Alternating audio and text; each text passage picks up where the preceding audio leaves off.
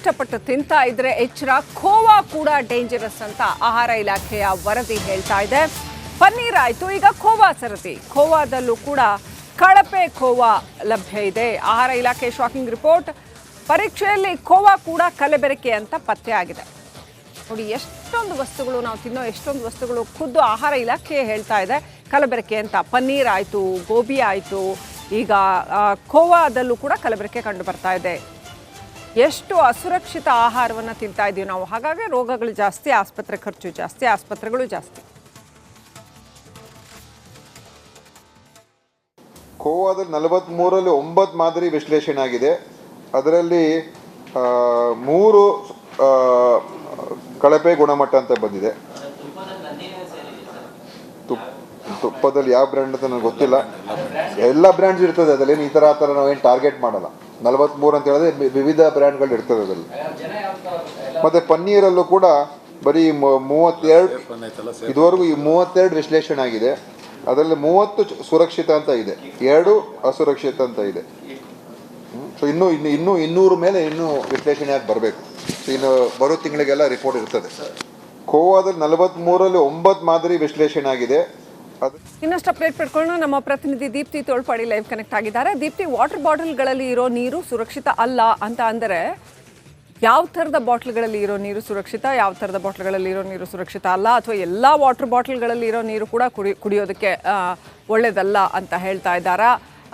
ಈ ನೀರಿನ ಗುಣಮಟ್ಟ ಯಾವ ಥರದಲ್ಲಿ ಅವರು ಹೇಳ್ತಾ ಇದ್ದಾರೆ? ಆಹಾರ ಇಲಾಖೆಯ ರಿಪೋರ್ಟ್ ಏನು ಹೇಳುತ್ತೆ? ಇನ್ನು ಖೋವಾದ ಬಗ್ಗೆ ಕೂಡ ಆಹಾರ ಇಲಾಖೆಯ ರಿಪೋರ್ಟ್ ಏನು ಹೇಳುತ್ತೆ?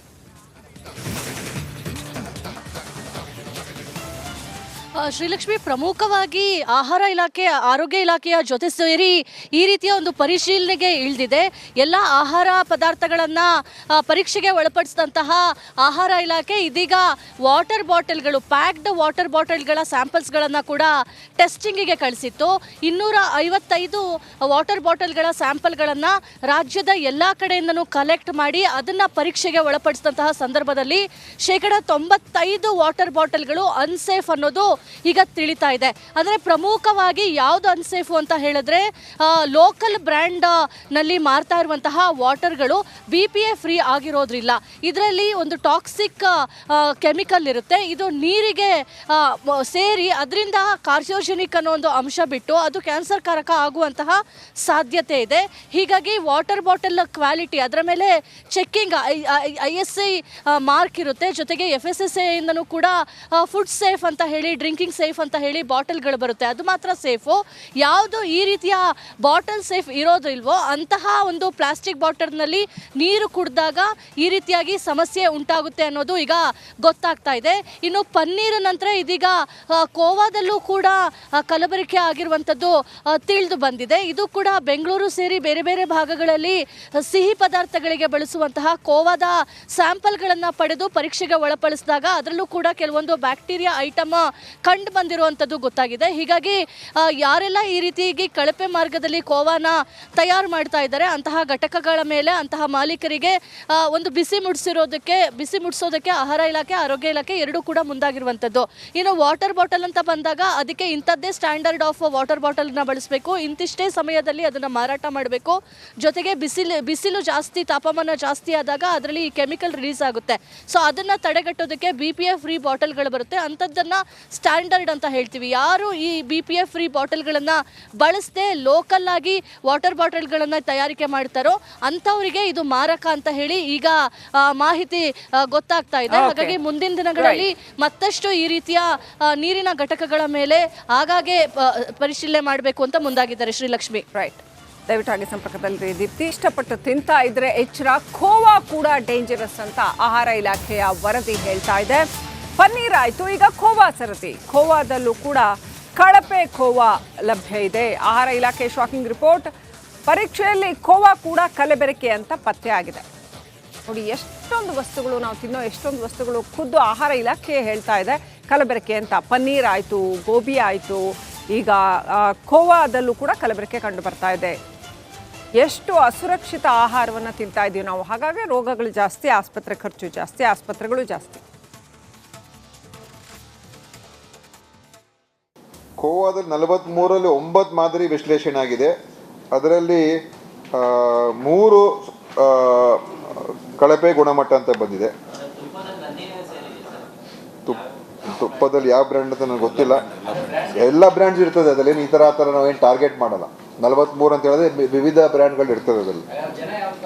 ಮತ್ತು ಪನ್ನೀರಲ್ಲೂ ಕೂಡ ಬರೀ 32 ಇದುವರೆಗೂ ಈ 32 ವಿಶ್ಲೇಷಣೆ ಆಗಿದೆ. ಅದರಲ್ಲಿ 30 ಸುರಕ್ಷಿತ ಅಂತ ಇದೆ, 2 ಅಸುರಕ್ಷಿತ ಅಂತ ಇದೆ. ಸೊ ಇನ್ನೂ 200 ಮೇಲೆ ಇನ್ನೂ ವಿಶ್ಲೇಷಣೆ ಆಗಿ ಬರಬೇಕು. ಸೊ ಇನ್ನು ಬರೋ ತಿಂಗಳಿಗೆಲ್ಲ ರಿಪೋರ್ಟ್ ಇರ್ತದೆ. ಕೋವಾದಲ್ಲಿ 43ರಲ್ಲಿ 9 ಮಾದರಿ ವಿಶ್ಲೇಷಣೆ ಆಗಿದೆ. ಅದು ಇನ್ನಷ್ಟು ಅಪ್ಡೇಟ್ ಪಡ್ಕೊಂಡು ನಮ್ಮ ಪ್ರತಿನಿಧಿ ದೀಪ್ತಿ ತೋಳ್ಪಾಡಿ ಲೈವ್ ಕನೆಕ್ಟ್ ಆಗಿದ್ದಾರೆ. ದೀಪ್ತಿ, ವಾಟರ್ ಬಾಟಲ್ಗಳಲ್ಲಿ ಇರೋ ನೀರು ಸುರಕ್ಷಿತ ಅಲ್ಲ ಅಂತ ಅಂದರೆ ಯಾವ ಥರದ ಬಾಟ್ಲ್ಗಳಲ್ಲಿ ಇರೋ ನೀರು ಸುರಕ್ಷಿತ, ಯಾವ ಥರದ ಬಾಟ್ಲ್ಗಳಲ್ಲಿ ಇರೋ ನೀರು ಸುರಕ್ಷಿತ ಅಲ್ಲ, ಅಥವಾ ಎಲ್ಲ ವಾಟರ್ ಬಾಟ್ಲ್ಗಳಲ್ಲಿ ಇರೋ ನೀರು ಕೂಡ ಕುಡಿಯೋದಕ್ಕೆ ಒಳ್ಳೆಯದಲ್ಲ ಅಂತ ಹೇಳ್ತಾ ಇದ್ದಾರಾ? ಈ ನೀರಿನ ಗುಣಮಟ್ಟ ಯಾವ ಥರದಲ್ಲಿ ಅವರು ಹೇಳ್ತಾ ಇದ್ದಾರೆ? ಆಹಾರ ಇಲಾಖೆಯ ರಿಪೋರ್ಟ್ ಏನು ಹೇಳುತ್ತೆ? ಇನ್ನು ಖೋವಾದ ಬಗ್ಗೆ ಕೂಡ ಆಹಾರ ಇಲಾಖೆಯ ರಿಪೋರ್ಟ್ ಏನು ಹೇಳುತ್ತೆ?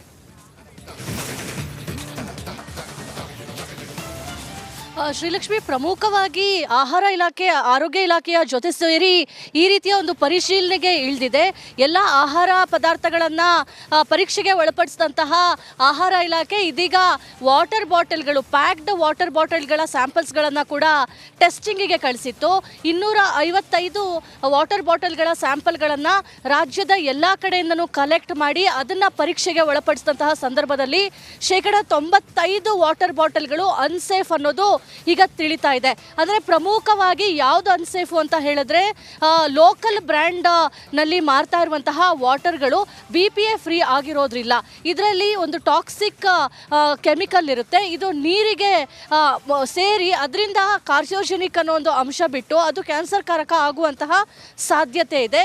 ಹೀಗಾಗಿ ವಾಟರ್ ಬಾಟಲ್ ಕ್ವಾಲಿಟಿ ಅದರ ಮೇಲೆ ಚೆಕ್ಕಿಂಗ್ ISI ಮಾರ್ಕ್ ಇರುತ್ತೆ. ಜೊತೆಗೆ FSSAI ಇಂದನೂ ಕೂಡ ಫುಡ್ ಸೇಫ್ ಅಂತ ಹೇಳಿ, ಡ್ರಿಂಕಿಂಗ್ ಸೇಫ್ ಅಂತ ಹೇಳಿ ಬಾಟಲ್ಗಳು ಬರುತ್ತೆ. ಅದು ಮಾತ್ರ ಸೇಫು.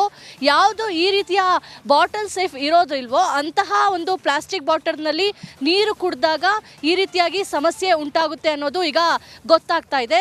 ಇನ್ನು ಪನ್ನೀರ್ ನಂತರ ಇದೀಗ ಕೋವಾದಲ್ಲೂ ಕೂಡ ಕಲಬೆರಕೆ ಆಗಿರುವಂಥದ್ದು ತಿಳಿದು ಬಂದಿದೆ. ಇದು ಕೂಡ ಬೆಂಗಳೂರು ಸೇರಿ ಬೇರೆ ಬೇರೆ ಭಾಗಗಳಲ್ಲಿ ಸಿಹಿ ಪದಾರ್ಥಗಳಿಗೆ ಬಳಸುವಂತಹ ಕೋವಾದ ಸ್ಯಾಂಪಲ್ಗಳನ್ನು ಪಡೆದು ಪರೀಕ್ಷೆಗೆ ಒಳಪಡಿಸಿದಾಗ ಅದರಲ್ಲೂ ಕೂಡ ಕೆಲವೊಂದು ಬ್ಯಾಕ್ಟೀರಿಯಾ ಐಟಮ್ ಕಂಡು ಬಂದಿರುವಂಥದ್ದು ಗೊತ್ತಾಗಿದೆ. ಹೀಗಾಗಿ ಯಾರೆಲ್ಲ ಈ ರೀತಿಯಾಗಿ ಕಳಪೆ ಮಾರ್ಗದಲ್ಲಿ ಕೋವಾನ ತಯಾರು ಮಾಡ್ತಾ ಇದ್ದಾರೆ ಅಂತಹ ಘಟಕಗಳ ಮೇಲೆ ಅಂತಹ ಮಾಲೀಕರಿಗೆ ಒಂದು ಬಿಸಿ ಮುಡಿಸೋದಕ್ಕೆ ಆಹಾರ ಇಲಾಖೆ, ಆರೋಗ್ಯ ಇಲಾಖೆ ಎರಡೂ ಕೂಡ ಮುಂದಾಗಿರುವಂಥದ್ದು. ಇನ್ನು ವಾಟರ್ ಬಾಟಲ್ ಅಂತ ಬಂದಾಗ ಅದಕ್ಕೆ ಇಂಥದ್ದೇ ಸ್ಟ್ಯಾಂಡರ್ಡ್ ಆಫ್ ವಾಟರ್ ಬಾಟಲ್ನ ಬಳಸಬೇಕು, ಇಂತಿಷ್ಟೇ ಸಮಯದಲ್ಲಿ ಅದನ್ನು ಮಾರಾಟ ಮಾಡಬೇಕು. ಜೊತೆಗೆ ಬಿಸಿಲು ಜಾಸ್ತಿ, ತಾಪಮಾನ ಜಾಸ್ತಿ ಆದಾಗ ಅದರಲ್ಲಿ ಈ ಕೆಮಿಕಲ್ ರಿಲೀಸ್ ಆಗುತ್ತೆ. ಸೊ ಅದನ್ನು ತಡೆಗಟ್ಟೋದಕ್ಕೆ BPA ಫ್ರೀ ಬಾಟಲ್ಗಳು ಬರುತ್ತೆ. ಅಂಥದ್ದನ್ನು ಸ್ಟ್ಯಾಂಡರ್ಡ್ ಅಂತ ಹೇಳ್ತೀವಿ. ಯಾರು ಈ BPA ಫ್ರೀ ಬಾಟಲ್ಗಳನ್ನು ಬಳಸದೆ ಲೋಕಲ್ ಆಗಿ ವಾಟರ್ ಬಾಟಲ್ಗಳನ್ನು ತಯಾರಿಕೆ ಮಾಡ್ತಾರೋ ಅಂಥವರಿಗೆ ಇದು ಮಾರಕ ಅಂತ ಹೇಳಿ ಈಗ ಮಾಹಿತಿ ಗೊತ್ತಾಗ್ತಾ ಇದೆ. ಹಾಗಾಗಿ ಮುಂದಿನ ದಿನಗಳಲ್ಲಿ ಮತ್ತಷ್ಟು ಈ ರೀತಿಯ ನೀರಿನ ಘಟಕಗಳ ಮೇಲೆ ಆಗಾಗ್ಗೆ ಪರಿಶೀಲನೆ ಮಾಡಬೇಕು ಅಂತ ಮುಂದಾಗಿದ್ದಾರೆ ಶ್ರೀಲಕ್ಷ್ಮಿ. ರೈಟ್, ದಯವಿಟ್ಟು ಹಾಗೆ ಸಂಪರ್ಕದಲ್ಲಿ ದೀಪ್ತಿ.